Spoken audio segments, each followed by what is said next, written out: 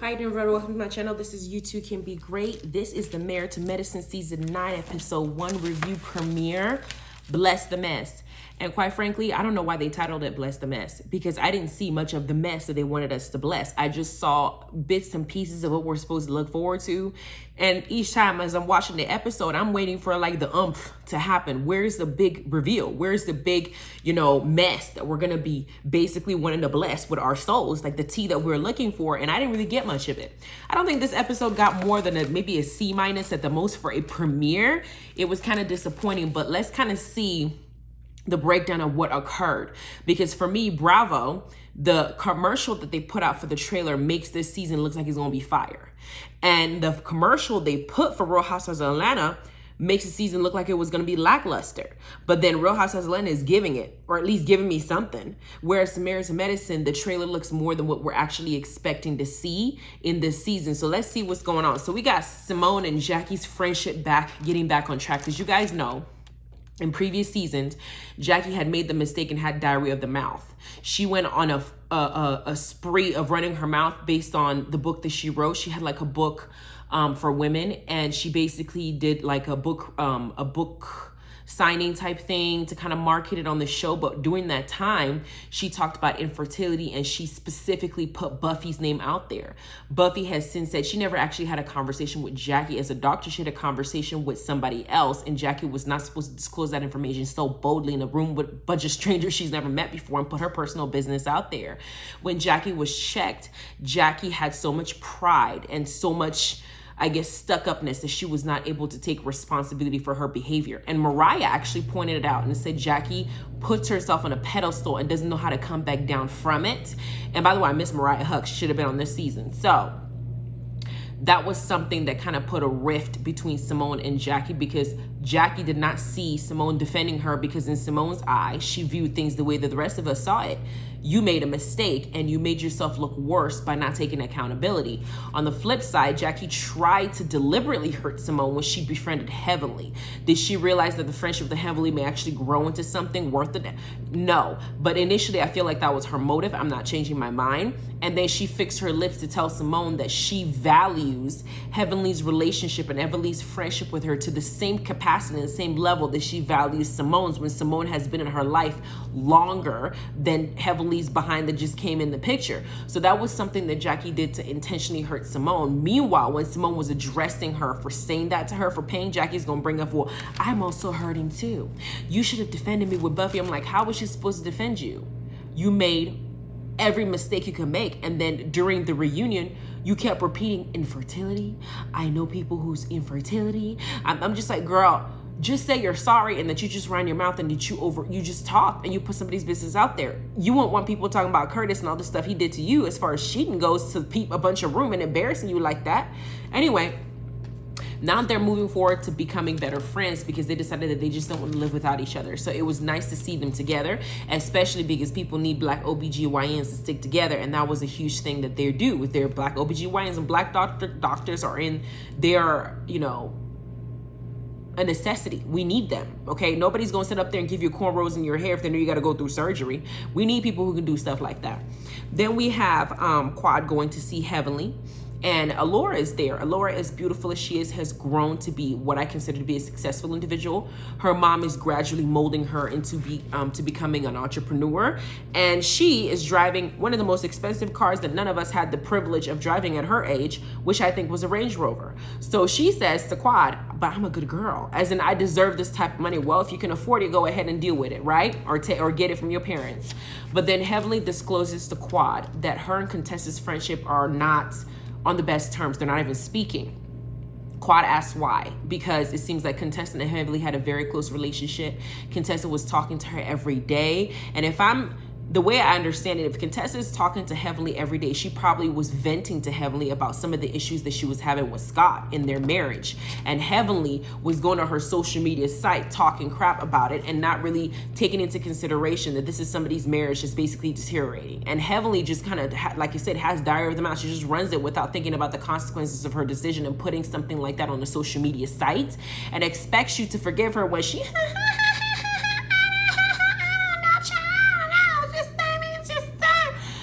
girl, that does not make it okay. Then they showed Heavenly, Quad asking Heavenly, do you know why Contessa's mad at you? She said she don't know. Then they flash back to Contessa. Contessa said Heavenly has talked about every single one of her friends on her social media just get the clicks and the likes. And that one of the things that she said was something that when they asked Heavenly on her show, somebody did ask her, do you think that Scott is disrespecting Contessa? Or do you think that Contessa is in an abusive relationship? And Heavenly responded by saying that yes, she is in an abusive relationship mentally and emotionally. And I concur. As a friend, would I want to put my friend to put that information out on social media? No. But was Heavenly wrong about her assertion that Contessa was in an emotionally and mentally abusive relationship? She wasn't wrong. We all watched how Scott belittled, gaslighted, talked to Contessa over and over again, had some assistants send him photos, was showing men the photos, like disregarding her in its entirety. And when she was sitting here saying that this relationship is volatile, we need help, we need this, I'm very unhappy, he just kept going. When she went to get her life together, he was making her feel like crap. She's feeling like she's sacrificing all these things to make him happy and he's giving up nothing. She was at her breaking point to where she actually filed for divorce. You don't file for divorce if you're in a healthy relationship with someone, Contessa. So saying that, I feel like Contessa's not really as upset towards Heavenly as the fact that Heavenly put a mirror in front of her face and show her that this is what the situation is. Would I want my friend discussing about my marriage, knowing that I talked to her and I confided in her? No. So there's two sides to every story. Heavenly talks too much and runs her mouth and expects people, just because she's being honest, to forgive her when she's embarrassing them on a very public site. Whereas to Contessa, lies to herself and says that Scott wasn't really abusing her. Girl, he was. Just because he's not beating you every day doesn't mean that he's not mentally and emotionally abusive. We all saw it. It was really bad. And honestly, we just felt sorry for you because you are very pretty and we were wondering how the heck you even ended up with Scott in the first place because he is not cute. He looks like an egg. Then we have Contessa. Now in her scene, she has a personal trainer because she is trying to do a fitness competition. Every year I see Contessa on Matters to Medicine. There's something that she's doing. She's either trying to become attorney general or general of medical field or whatever she called it. She was going to school to get her finish her education. Then she's doing this, she's doing that. There's never seems to be a time where she slows down. Then she's taking time off work so she can be a full-time mom, but she can do it. She wants to go back to work. Then she always has some niche. And it seems like to me, that was always a way for her to have an outlet in her marriage. And she says something along the lines of, I want to look good. Not that I'm planning to leave my marriage, but just in case I have to leave my marriage, I still want to look good if I do. And Contessa has a nice body. I wish my body was like hers because mine is just blowing up every which way and I can't seem to get myself to stop eating all the wrong things.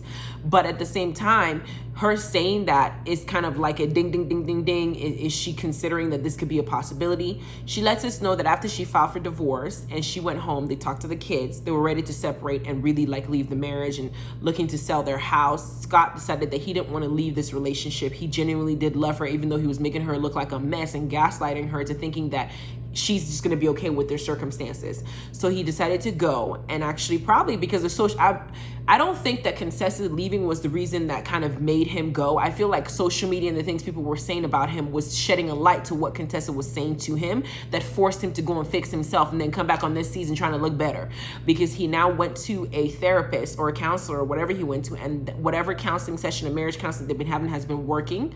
And it's 3 months in, they're now learning to fight fair, not fight dirty, and they're trying to make it work. And it seems to be working out. So we're hoping that this lasts. That's what we're hoping for. Then we have Quad is in her house she bought by herself. It's a 6-bedroom, 9-bathroom house. I don't know why Quad by herself with no man, no kids, only 2 little dogs would want a 6-bedroom, 9-bathroom house. What does it do for you besides add an extra expense? Who's gonna stay in those rooms? But she bought it, and we get to meet her mom, Mary, and her nephew, Mason, who's 6 years old. And we find out that this is the same Mason that we saw years ago when he was a little boy, could barely speak, and was going through her cabinets. And we learned that he is Quad's brother's son, and that he died at the young age of 34 years old due to a heart condition. And it was just painful to even hear something like that. But Mason has been, as smart as he is, he's having trouble in school because he gets distracted. And Quad asked me, why are you getting distracted? He said he's thinking about his dad. And it's just like the whole situation is just painful. They were crying. You could see the hurt in his eyes. My only question was, where's his mom? because all I saw was the grandma and the aunt. Where's that boy's mama? What's the situation? Maybe we didn't hear about that too, so we can hear the full story of what's occurring. Hey y'all, to get a taste of this delicious meal, go ahead and check out my OnlyFans page for recipes in the description box below. You find the link. Yes. Dynamic. Then we get to Toya's new rental house, because Toya cannot seem to keep a house because Eugene works all the time to maintain all the expenses that she wants. She's not able to keep herself. She doesn't have a job. So Toya's job is to continuously build several houses because she wants the perfect one. So she continuously wastes money. That's what she does. And Eugene, poor Eugene, works 12 hours to get away from her loud complaining mouth, comes home and sleeps for 10 only to finance this ridiculous behavior she seems to exhibiting.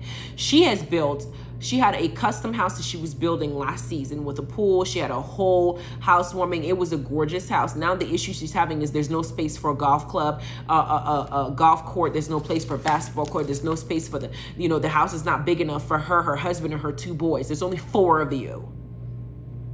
So now she's trying to find another project to occupy her time because she doesn't have a job. And her projects always are very expensive, and Eugene's the one financing it. So they built a dream house like Anila and her husband did, except they're actually making some sense into the situation, and then she's left. There have been several houses. It seems like Toya is in a new house every season, and we are in season 9. It's been almost 9 houses she done gone through. So now they're staying in a different house with an elevator. Ashton, one of their sons, is now spoiled, didn't want to use the stairs, so he used the elevator to come down. Eugene comes home, and of course Toya's already nagging and ready to argue. And while they're talking, she says Anila has sent an invite to her housewarming. We know that the previous season Toya was very condescending in how she was talking to Anila, probably because she was jealous. Anila was building her own dream house and Toya was building her own dream house, and she kept doing things to bring her down. Anila took her stand, stood her ground, and put Toya in her place. And so now they're supposed to be getting better. So let's hope that Toya actually stays in her place.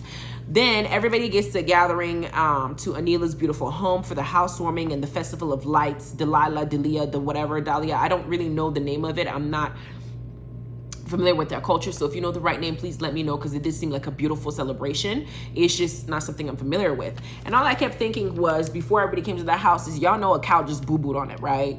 Because before this happened, they had to bless the house, because culturally in the Indian culture, they bless the house and then make sure that they basically have a shaman or somebody come and do a bunch of prayer mantras to basically bless the home.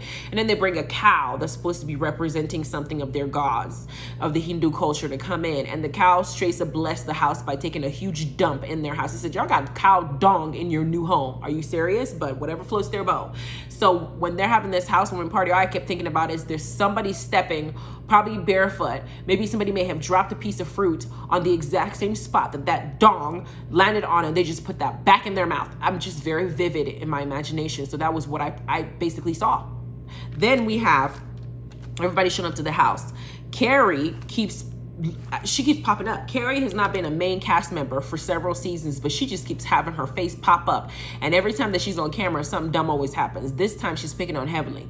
We already know that she looks at Daddy, Dr. Damon Daddy, and she wants to mess with Heavenly. So she always says some dumb stuff like Heavenly is, worried about Dr. Damon talking about females and all whatnot. Heavenly don't like Carrie and her little messy stuff. Mariah didn't like Carrie and her messy stuff because Carrie is very messy. And then she throws stones and hide her hands and act like she don't know what she said, that she's too proper for being this messy. I didn't say something like that when we know you were being messy. So we see her here making her little debut in her little 5 seconds of camera time. Then they announce Anila and Kieran to come and kind of greet the guests. And Kieran is so hot.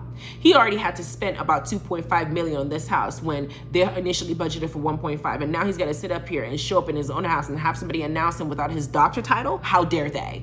Then we have Dr. Contessa and Scott coming in, and Contessa's wearing an outfit from Cleopatra's costume store. She was supposed to be dressed in a traditional Indian garb like everybody else, and this heifer went to a costume store, found something from Egypt, and walked her butt in there and didn't even look like she belonged. And she didn't care. So she came in, wore the things that she could find. Toya showed up 2 hours late after, and Contessa already made it up in her head that she was not going to discuss whatever issue she has with Heavenly. She's not ready. She's going to put Heavenly on the back burner, on ice. She's not ready to fix things. Heavenly needs to take accountability for how she behaves and what she says about people and to people.